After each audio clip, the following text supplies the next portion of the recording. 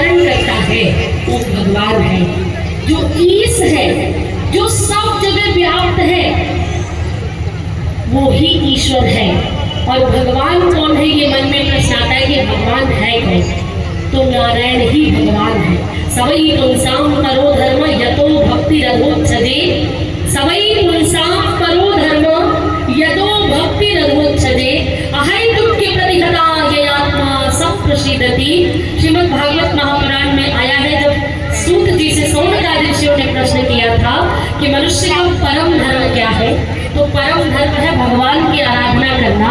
तो कहा भगवान कौन है, तो सवई पुंसाम करो धर्म, सभी मनुष्यों का परम धर्म है भगवान अधोक्षज नारायण की आराधना करना। अर्थात क्लियर हो गया कि नारायण ही भगवान है। और नारायण ही 3 रूपों में विभक्त हो जाते हैं, 3 रूपों में, ब्रह्मा, विष्णु और महेश। जब इस सृष्टि में कुछ भी नहीं था तो सिर्फ नारायण ही थे, इसलिए नारायण ही भगवान है। ये क्लियर है बिल्कुल। महादेव, देवों के देव महादेव, भगवान वह भी है, परंतु उनको भगवान हमने कहा, और वो है कौन? महादेव। और महादेव के कंठ में भी राम जपते रहते हैं। बाकी जितने हैं वो सब भगवान के अवतार है, पर भगवान एक ही है, और वह है कौन है?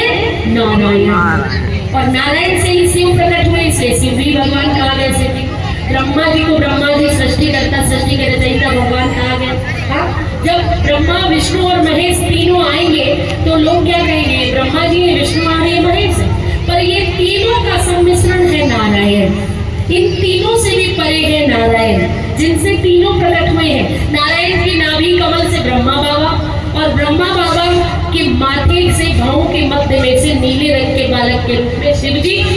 और एक ही बार जब से प्रकट हुए तब से वो अजन्मा है, तब से जन्म मृत्यु नहीं होती है। जब सृष्टि प्रक्रिया प्रारंभ हुई तो भगवान का ध्यान किया शिव जी ने, ध्यान करते ही ब्रह्मा जी ने ध्यान किया तो उनके माथे की भावों में से, दोनों माथे के जहाँ तिलक लगाते, यहाँ से नीले रंग का बालक प्रकट हुआ और जोर जोर से रोने लगा। ब्रह्मा जी ने कहा आज से तुम्हारा नाम रुद्र है, चलो सृष्टि करो। तो रुद्र ने सृष्टि करना प्रारंभ किया।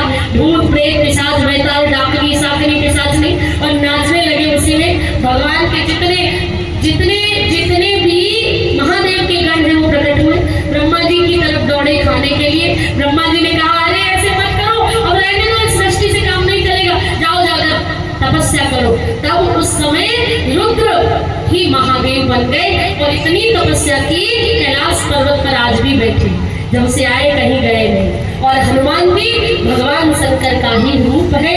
हनुमान जी नारायण के ही सारे रूप है। राम, कृष्ण, कल्कि, बुद्ध, जितने भी अवतार हैं ये सब नारायण से ही प्रकट हुए। उसी को कथा को मैं सुना रही हूँ, भगवान के अवतारों की कथा सुना रही हूँ कि भगवान कैसे आते। हरि के रूप में आए, चतुर्भुज रूप में आए, ध्रुव जी को दर्शन दिया है। प्रहलाद जी की रक्षा करने के लिए नरसिंह रूप में आ गए, और हिरण्यकश्यप का उद्धार करने के लिए, हिरण्यकश्यप का उद्धार करने के लिए शूकर के रूप में, बारह के रूप में आ गए। तो आप कहोगे कि बारह भगवान, भगवान के अंश, भगवान रूप अपनी इच्छा से बनाकर आते हैं, पर वह एक ही है, यही जानना। तो भैया जिसने भी प्रश्न किया बहुत श्रेष्ठ प्रश्न है आपका, मैं आपके प्रश्न का सम्मान करती हूँ। ऐसे प्रश्न पूछो तो आनंद नहीं है। भगवान और ईश्वर एक ही है, ये आप जान लीजिए कि उसके नाम अनंत है पर वो एक ही है, और भगवान नारायण ही है, और नारायण ही सबको धारण करते हैं। जो हेतु रहित भक्ति करता है उसे मिल जाती है। इसलिए एक ज्योत है सब दीपों में, सारे जग का नूर एक। कोई ईश्वर कहो, उसे ईश्वर कहो, अल्लाह कहो, भगवान कहो, देवता कहो, कुछ भी कहो, शंकर कहो, ब्रह्मा कहो, नारायण कहो, या फिर बुद्ध कहो, कल्कि कहो, पर है तो एक ही। रूप अलग हो सकते हैं। जैसे तुम किसी की मम्मी हो पर किसी की बहन हो, किसी की पत्नी हो तो किसी की बेटी हो कि नहीं? तो क्या तुम बदल गए? तुम तो एक ही हो। किसी की बुआ हो तो किसी की मौसी हो, तो अलग अलग समय में अलग अलग हो रिश्ते, पर तुम तो हो एक ही। साड़ी पहनती हो तो भारत की नारी लगती हो, और फटा हुआ जीन्स पहनती हो तो लगता है पता नहीं कहाँ से मांग के लाई हो, वो तो एक ही है कि नहीं? तो इसीलिए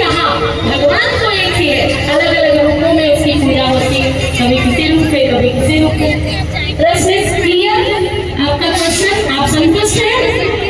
संतुष्ट है तो बोले नारायण भगवान की जय। तो आगे भी तो रही भगवान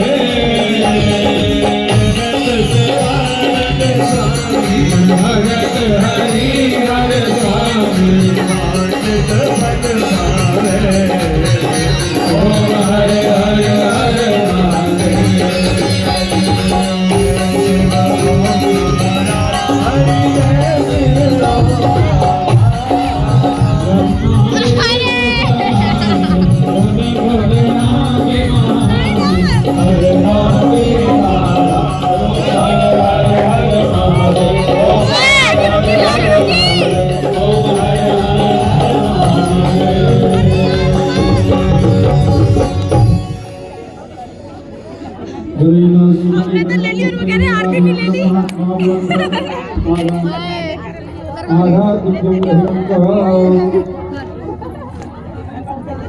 वीडियो ऑन है।